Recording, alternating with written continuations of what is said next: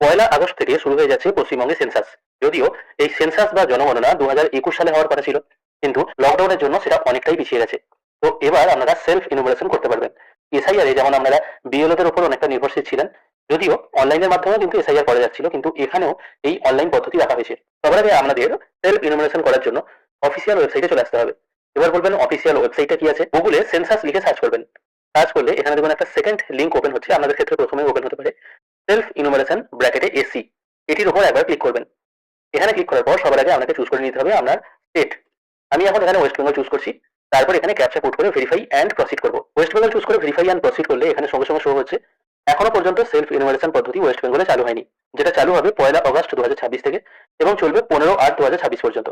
তাই আপাতত আমি এটাকে ক্লোজ করে দিচ্ছি।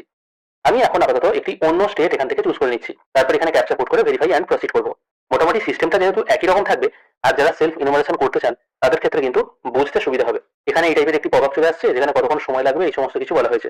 আমি আপাতত এটা ওকে করে দিচ্ছি। ওকে করে দেওয়ার পর এখানে তিনটে জিনিস ফিল করতে হবে। প্রথমে আপনার নাম, তারপর phone number, email ID optional, put না করলেও চলবে। আমি আপাতত হেড অফ দ্য ফ্যামিলির নাম এখানে পুট করে দিচ্ছি।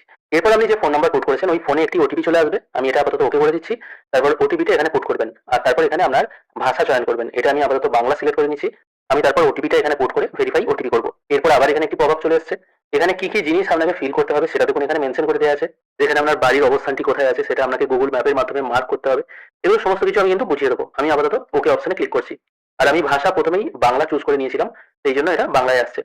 তারপর এখান থেকে আপনাকে জেলা চুজ করতে হবে। আমি আপাতত তামিলনাড়ুরই কোনো একটি জেলা চুজ করে নিচ্ছি। তারপর তামিলনাড়ুর কোনো একটি জায়গার পিনকোড এখানে বসিয়ে দিচ্ছি। এরপর আপনার বাড়ি যে জায়গাটায় সেই জায়গার নামটা এখানে আপনাকে বসাতে হবে। তারপর অনুসন্ধান করুন এই অপশনে ক্লিক করতে হবে। এটা যেহেতু বাংলায় করা আছে আপনারা চাইলে এটাকে ইংরেজিতেও ট্রান্সলেট করে নিতে পারেন। আমি এখানে আমার গ্রামের নাম পুট করার সঙ্গে সঙ্গে এখানে ড্রপ ডাউন একটা মেনু চলে এলো। এখান থেকে আপনার সঠিক যে নামটা হবে সেটা চুজ করতে হবে। আমি যখন একটি এখানে চুজ করে নিচ্ছি, চুজ করার সঙ্গে সঙ্গে আপনার যে ডিজিটাল ম্যাপ আছে সেখানে আপনার এই লাল পিনটাকে রাখতে হবে, মানে আপনার বাড়ির উপর রাখতে হবে। আর এটাকে স্ক্রোল করার জন্য আপনাকে কন্ট্রোল এই বাটনটা ইউজ করতে হবে। ঠিক আছে? দেখা গেল হয়তো এইটা হচ্ছে আপনার বাড়ি, অথবা অন্য কোনো জায়গা হয়তো আপনার বাড়ি হতে পারে। ঠিক আছে, আমি একটা যে কোনো বাড়ি এখান থেকে চুজ করে নিচ্ছি। দেখা গেল এই মাঠের ধারে আপনার বাড়ি। আপনি ম্যাপটাকে সরিয়ে এনে এই পয়েন্টের উপর রাখবেন। এই যে মাঝখানে যে পয়েন্টটা দেখতে পাচ্ছেন, মাঝখানটা হলুদ চারপাশে সবুজ রঙের যে চিহ্নটা আছে, এখানটা আপনি ম্যাপটাকে রাখবেন। তাহলেই দেখুন এটা কিন্তু এখানে চলে এলো। যদি এটা নিশ্চিত করতে চান এটা হ্যাঁ করবেন। যদি মনে হয় না এটা আপনার বাড়ি না, তাহলে এটাকে আপনি সরিয়ে আনতে পারেন। এই ম্যাপের ক্লিয়ারিটি কিন্তু অনেকটাই ভালো। যে বাড়িটা আপনার হবে আর কি, সেই বাড়ির উপর আপনাকে পয়েন্টারটা রাখতে হবে। আমি দেখা গেল আমি একটা অন্য এই দুতলা বাড়িটার উপর রাখছি। আমি রেখে দিলাম, এটা ফিক্সড হয়ে গেল এবং আপনার অক্ষাংশ, দ্রাঘিমাংশ এগুলো সব সিলেক্ট হয়ে গেল। তারপর আমি অবস্থান নিশ্চিত করুন এটা চুজ করে নিচ্ছি। মোটামুটি এখানে সবকিছু সেট হয়ে গেল। তারপর একটু পেজটিকে স্ক্রোল করে নিচে এসে সেভ করুন এবং পরবর্তী পর্যায়ে এগিয়ে যান। এই অপশনটায় ক্লিক করছি। এখানে আপনার টোটাল যেগুলো সিলেক্ট করলেন এখানে এগুলো সব সেট হয়ে গেছে। আমি তারপর হ্যাঁ অপশনে টিক মার্ক দিচ্ছি। এরপর এখানে একটা একটা করে প্রশ্ন করা হবে। এই প্রশ্নগুলোর উত্তর কিন্তু আপনাকে দিতে হবে।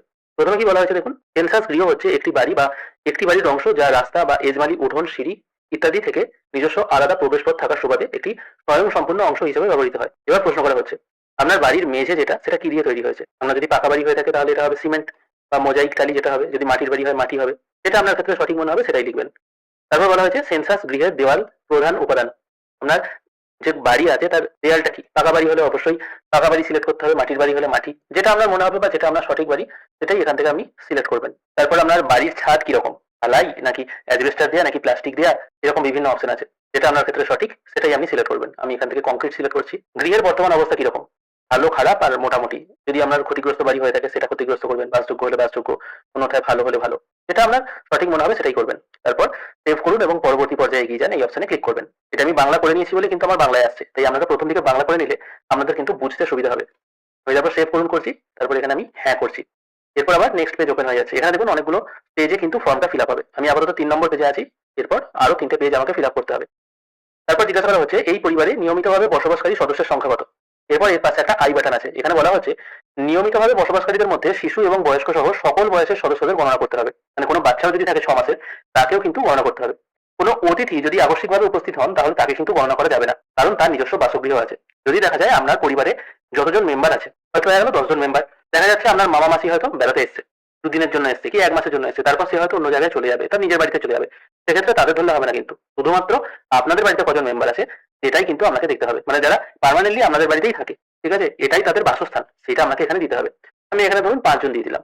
তারপর দেখা যাচ্ছে পরিবারের প্রধানের নাম কি, যেটা আমি প্রথমেই দিয়েছিলাম সেটা এখানে ফ্ল্যাশ হয়ে গেল অটোমেটিক। তারপর বলা হচ্ছে পরিবারের প্রধানের নাম, আবার এখানে বলা হচ্ছে এক্ষেত্রে এখানে কিন্তু আপনাকে যে নামটা আপনি নির্বাচিত ভাষা হিসেবে লিখেছেন সেটা লিখতে হবে। আমি আগে লিখেছি রাজারাম, আর যে আমি এখানে আবার লিখছি, দেখুন এখানে ইংরেজিতে লিখলে অটোমেটিক বাংলা চলে আসছে, লিখলাম রাজা আর এম।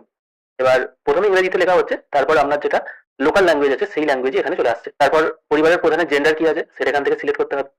তারপর আপনার পরিবারটি এসসি না এসটি তালিকাভুক্ত সেটা এখানে জানতে চাওয়া হচ্ছে। যদি জেনারেল কাস্ট বা ওবিসি হয়ে থাকেন তাহলে অন্যান্য করবেন। এসসি এসটি হলে এসসি হলে তপশিলি জাতি, এসটি হলে তপশিলি উপজাতি, এটা সিলেক্ট করবেন। তারপর জিজ্ঞেস করা হচ্ছে আপনার গৃহের মালিকানার বিবরণ, বাড়িটা যেটা আছে আপনার সেটা কি আপনার নিজের নাকি ভাড়া বাড়ি।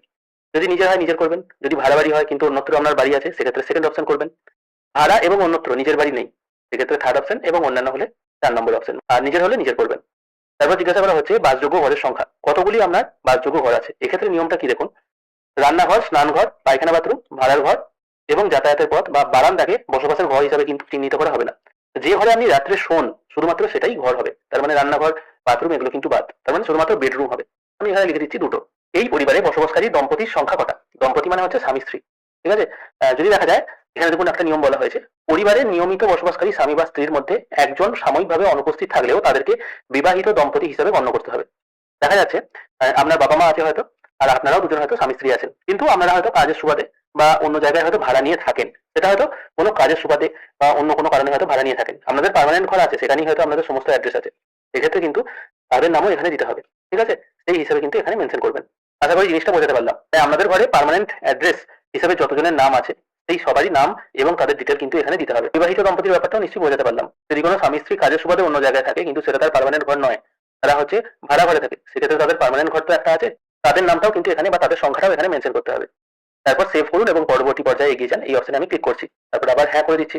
এরপর জিজ্ঞেস করা হচ্ছে অন্যান্য বিভিন্ন রকম ব্যাপার, যেগুলো পানীয় জলের উৎস কি। এখানেও দেখুন একটা আই বাটন আছে, যেখানে বলা হচ্ছে যদি 2টি বা তার বেশি উৎস থেকে পানীয় জল নেওয়া হয় তবে সবচেয়ে বেশি পরিমাণে অথবা বছরের অধিকাংশ সময় যেখান থেকে পানীয় জল নেওয়া হয় সেটাই দিতে হবে। দেখা যাচ্ছে আপনি হয়তো টিউবওয়েল থেকেও জল নেন, আবার হয়তো টেপা কলও আছে, অথবা সরকারি হয়তো কোনো জলের ব্যবস্থা আছে, সেক্ষেত্রে যেখান থেকে আপনি সব থেকে বেশি জল নেন সেটাই আপনাকে সিলেক্ট করতে হবে।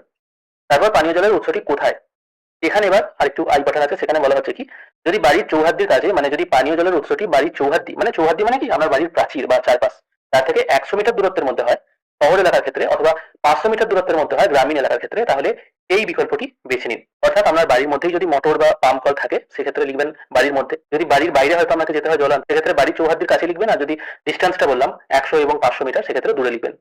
আলোর উৎস মানে বাড়িতে আলো কিভাবে জ্বলে, মানে ইলেকট্রিসিটি আছে কিনা সেটাই এখানে জানতে চাওয়া হচ্ছে। দেখুন এটাই বলা হচ্ছে বিগত 1 বছরের অধিকাংশ সময় যে আলোর উৎস আপনার বাড়িতে ব্যবহার করা হয়েছে।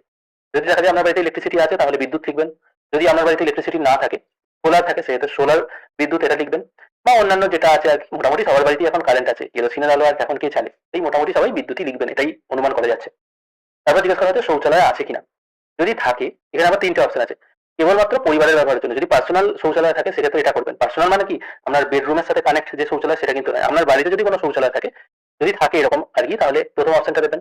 যদি দেখা যায় অন্য পরিবারের সাথে যৌথ হবে, যেগুলো ফ্ল্যাটে থাকে বা অন্যান্য মেস টাইপের বাড়িতে থাকে, ঠিক আছে, এই টাইপের যদি শৌচালয় থেকে থাকে তাহলে সেকেন্ড অপশনটা দেবেন। আর থার্ড অপশনটা হচ্ছে দেখা গেল এক জায়গায় অনেকগুলো পরিবার হয়তো বসবাস করে, সেখানে সরকার থেকে একটাই হয়তো শৌচালয় তৈরি করে দিয়েছে, সেক্ষেত্রে 3 নম্বরটা। আর যদি বাড়িতে শৌচালয় না থাকে তাহলে না করবেন। তারপর বলা হয়েছে শৌচালয়ের ধরন, কি ধরনের শৌচালয় আছে। এখানে বিভিন্ন রকম অপশন আছে, আপনাদের ক্ষেত্রে যেটা সঠিক মনে হবে সেটাই করবেন। এটা আর নতুন করে কিছু বলছি না, আপনারা নিশ্চয়ই জানেন। আর ভাত খাওয়ার সময় বা কোনো কিছু খাওয়ার সময় যদি ভিডিওটা দেখেন আপনাদেরও হয়তো খারাপ লাগতে পারে, তাই এই জিনিসটা আপাতত স্কিপ করে যাচ্ছি। স্কিপ করছি না, মোটামুটি একটুখানি দেখে নিন, তাহলে বাড়িতে কিরকম জিনিস আছে সেগুলো মোটামুটি জানেন, সেই অনুযায়ী কিন্তু আপনারা সিলেক্ট করবেন। তারপর জিজ্ঞাসা করা হচ্ছে বর্জ্য জলের নিকাশি কার সাথে যুক্ত, মানে আপনার বাড়িতে যে স্নানের জল বা জামা কাপড় ধোয়া হয়, এই যে জলগুলো বেরিয়ে যায় আর কি, ওয়েস্টেজ জলটা, সেটা কার সাথে যুক্ত। এখানে বলা হয়েছে দেখুন কোনোভাবেই এটা যেন মলমূত্রের জল হবে না। সেক্ষেত্রে আপনার জলটা কোথায় যায়, যেমন ধরুন রান্নাঘরে থালাবাটি ধুচ্ছেন বা জামা কাপড় কাচ্ছেন, কলতলায় কিছু জামা কাপড় কাছাকাছি হচ্ছে, তো সেই জলটা আপনার কোথায় যায় বা কোথায় গিয়ে মিশছে সেটা এখান থেকে আপনাকে সিলেক্ট করতে হবে। বাড়ির চৌহদ্দির মধ্যে স্নানের ব্যবস্থা আছে কিনা, মানে আপনার বাড়িতে কোনো স্নান ঘর আছে কিনা সেটা জিজ্ঞেস করা হচ্ছে, বা যেটাকে আমরা বাথরুম বলি। যদি থাকে হ্যাঁ করবেন, স্নানের ঘর আছে। যদি দেখা যায় স্নানের জন্য ছাদবিহীন কোনো ঘেরা জায়গা আছে, অনেক গরিব পরিবারে আছে চট বা বস্তা দিয়ে করে, সেক্ষেত্রে যেটা হবে সেটা সিলেক্ট করবেন। আর যদি স্নানের ঘর না থাকে, কলতলায় করেন বা পুকুরে গিয়ে করেন, সেক্ষেত্রে না করে দেবেন। তারপর আপনার বাড়িতে এলপিজি বা পিএনজি বা রান্নার গ্যাস আছে কিনা, মানে গ্যাস আছে কিনা জিজ্ঞেস করা হচ্ছে। এখানে যে অপশনগুলো আছে এগুলো কিন্তু একটু বুঝে শুনে দিতে হবে। যদি আমরা রান্নাঘরে এলপিজি গ্যাস থাকে তাহলে প্রথম অপশনটা, যদি না থাকে তাহলে দ্বিতীয় অপশনটা। সেকেন্ড অপশন বলা হচ্ছে বাড়ির মধ্যে রান্না হয় কিন্তু রান্নাঘরে রান্না হয় না, মানে আপনার আলাদা করে কিন্তু কোনো রান্নাঘর নেই, কোনো রুমের মধ্যেই আপনি রান্না করেন। প্রথম অপশনটা কি বলা হচ্ছে, আপনার আলাদা রান্নাঘর আছে এবং সেই রান্নাঘরে গ্যাস আছে কি গ্যাস নেই এটা জিজ্ঞেস করা হচ্ছে। দ্বিতীয় অপশন বলা হচ্ছে আপনার কোনো রান্নাঘর নেই, আপনি হয়তো রুমে বা কোনো বারান্দায় রান্না করেন, সেক্ষেত্রে আপনার গ্যাস আছে কি গ্যাস নেই, এটা কিন্তু খুব ভালোভাবে পড়বেন। আর থার্ড অপশন হচ্ছে আপনি খোলা জায়গায় রান্না করেন, সেক্ষেত্রে আপনার গ্যাস আছে কি গ্যাস নেই সেটা সিলেক্ট করা হচ্ছে। আর 4 নম্বর অপশন হচ্ছে রান্না হয় না। এবার বলতে পারেন এই অপশনটা দিল কেন? এখনো কিন্তু অনেক জায়গায় হোম ডেলিভারি খাবার খাওয়া হয়, সেই জন্য কিন্তু এই অপশনটা দিয়েছে। সেই জন্য এখানে যে অপশনগুলো আছে কিন্তু আশা করি বুঝতে পারলেন। যদি আপনার ডেডিকেটেড রান্নাঘর থাকে তাহলে প্রথম দুটোর মধ্যে যেকোনো একটা সিলেক্ট করবেন, মানে গ্যাস আছে কি গ্যাস নেই। হয়তো আপনার রান্নাঘর নেই, বাড়ির কোনো এক কোণে রান্না করেন, সেক্ষেত্রে আপনার গ্যাস আছে কি গ্যাস নেই সিলেক্ট করতে হবে। আর যদি কোনো খোলা জায়গায় রান্না করেন সেক্ষেত্রে গ্যাস আছে কি গ্যাস নেই সেটা সিলেক্ট করতে হবে। রান্নায় ব্যবহৃত প্রধান জ্বালানি, কি জ্বালানির ব্যবহার হয়? যদি প্রথম অপশন গ্যাস সিলেক্ট করে দেন তাহলে তো এই অপশনগুলো সিলেক্ট করার দরকার নেই। না, এখানেও আছে রান্নার গ্যাস, এটা আছে, ঠিক আছে। এবার প্রধান জ্বালানি যদি রান্নার গ্যাস হয় গ্যাস করবেন, আর যদি কেরোসিন, ঘুঁটে, কাঠকয়লা, জ্বালানি কাঠ হয় সেটা এখান থেকে সিলেক্ট করবেন। এখানে মোটামুটি অনেকগুলোই অপশন ছিল। এরপর আমি সেভ করুন এবং পরবর্তী পর্যায়ে এগিয়ে যান এই অপশনে ক্লিক করবো, তারপর আমি হ্যাঁ করে দেবো। তারপর জিজ্ঞেস করা হচ্ছে আপনার বাড়িতে রেডিও বা ট্রানজিস্টার আছে কিনা। যদি থাকে হ্যাঁ করবেন। আপনার বাড়িতে টিভি আছে কিনা সেটা জানতে চাওয়া হচ্ছে। যদি টিভি থাকে কি টাইপের টিভি আছে, ডিশ কানেকশন আছে না ডিটিএইচ আছে সেটা জিজ্ঞেস করা হচ্ছে। যদি কেবল থাকে এখানে লিখতে হবে কেবল, এই টাইপের। বাড়িতে ইন্টারনেট আছে কিনা জানতে চাওয়া হচ্ছে। যদি ইন্টারনেট থাকে তাহলে আপনি কোথায় ব্যবহার করেন, যদি ল্যাপটপ থাকে ল্যাপটপে করেন, মোবাইলে করলে মোবাইলে করবেন, ঠিক আছে। বিভিন্ন অপশন আছে, যেটা ইচ্ছা আপনি সিলেক্ট করতে পারেন। বাড়িতে ল্যাপটপ বা কম্পিউটার আছে কিনা জানতে চাওয়া হচ্ছে। যদি থাকে হ্যাঁ করবেন, অন্যথায় নো করবেন। টেলিফোন আছে কিনা জানতে চাওয়া হচ্ছে। যদি শুধু ল্যান্ডলাইন থাকে তাহলে শুধু উপরের অপশনটা টিক করবেন। আর যদি শুধু মোবাইল থাকে, কি টাইপের মোবাইল ফোন আছে, স্মার্টফোন না অন্যান্য ফোন, যেটা আছে সেটা এখান থেকে সিলেক্ট করতে হবে। তারপর আপনার বাড়িতে স্কুটার বা মোটরসাইকেল আছে কিনা সেটা জানতে চাওয়া হচ্ছে। যদি সাইকেল থাকে এটা করবেন, যদি স্কুটার থাকে এটা করবেন, ঠিক আছে। সাইকেল আর মোটরসাইকেল দুটোই যদি থাকে সেক্ষেত্রে দুটো অপশন সিলেক্ট করবেন, আর কোনোটাই যদি না থাকে কোনোটাই নয় করে দেবেন। 4 চাকার গাড়ি আছে কিনা জানতে চাওয়া হচ্ছে। থাকলে হ্যাঁ করবেন, অন্যথায় নো করবেন। পরিবারের প্রধান খাদ্যশস্য কি? ধান, গম, জোয়ার, বাজরা, ভুট্টা, অন্যান্য, ঠিক আছে। আমাদের বাঙালি বাড়িতে সাধারণত দিনের বেলা ধান আর রাতে আটা খাওয়া হয়, সেক্ষেত্রে ধানটাই যেহেতু বেশি খাওয়া হয় আর কি। দেখুন এখানে বলা হয়েছে কি প্রধানত যে খাদ্যশস্য বেশি খাওয়া হয়, আমাদের এখানে মোটামুটি সবাই কিন্তু চালটাই খায়, এই জন্য এটাই দিতে হবে। তারপর আপনি যে ফোন নাম্বারটা দিয়েছিলেন সেটা এখানে শো হবে, এটা কিন্তু আপনি এডিট করতে পারবেন না। তারপর সেভ করুন এবং পরবর্তী পর্যায়ে এগিয়ে যান, এই অপশনে ক্লিক করবেন। তারপর আবার হ্যাঁ করে দিচ্ছি। এবার এখানে একটি প্রিভিউ চলে এসেছে। এই প্রিভিউতে আপনি যেগুলো ফিল করেছেন সেগুলো কিন্তু শো হচ্ছে। তো স্ক্রল করে নিচের দিকে গেলে আপনি যে ডিটেলগুলো এখানে দিয়েছেন সব কিন্তু এখানে খুব ভালোভাবে শো হয়। যদি মনে হয় সবকিছু ঠিকঠাক আছে তাহলে ড্রাফট হিসাবে সেভ করুন, এখানে ক্লিক করতে হবে। এটা কিন্তু সেভ হলো, এখনো পর্যন্ত কিন্তু ফাইনাল সাবমিট হলো না। আর যদি মনে করেন এগুলো সব ঠিকঠাক আছে আমি সাবমিট করবেন, তাহলে নিশ্চিত করুন এই অপশনে ক্লিক করবেন। তারপর এখানে বলা হচ্ছে ফাইনালি তথ্য জমা করার পর সেই তথ্য কিন্তু আর চেঞ্জ করা যাবে না। যদি আপনি এটা হ্যাঁ করে দেন তাহলে কিন্তু আপনার কাছে ফাইনাল সাবমিট হয়ে যাবে এবং একটি রেফারেন্স নাম্বার টাইপের কিছু একটা আসতে পারে, সেটা কিন্তু আপনাকে রেখে দিতে হবে। এইভাবেই কিন্তু আপনারা সেন্সাসে সেলফ ইনুমারেশন করতে পারবেন। আশা করি আপনারা টোটাল প্রসেসটা বুঝতে পারলেন। আবার বলছি পশ্চিমবঙ্গের জন্য কিছুদিন পর এই সিস্টেম চালু হবে, এখনো পর্যন্ত চালু হয়নি। যখন চালু হবে তখন কিন্তু আমি আরো ভালোভাবে ভিডিও বানিয়ে পশ্চিমবঙ্গের জন্য কোনো এক্সট্রা প্রশ্ন দেওয়া হচ্ছে কিনা সেগুলোও কিন্তু আমি দেখিয়ে দেবো। মোটামুটি তৈরি থাকুন, যারা সেলফ ইনুমারেশন করতে চান বাড়িতে বসে তারা এই প্রসেসেই কিন্তু করতে পারবেন। আজকের ভিডিও এখানেই শেষ করছি। ভিডিও যদি ভালো লেগে থাকে অবশ্যই লাইক করবেন। ভিডিও দেখার জন্য অসংখ্য ধন্যবাদ। ভালো থাকবেন।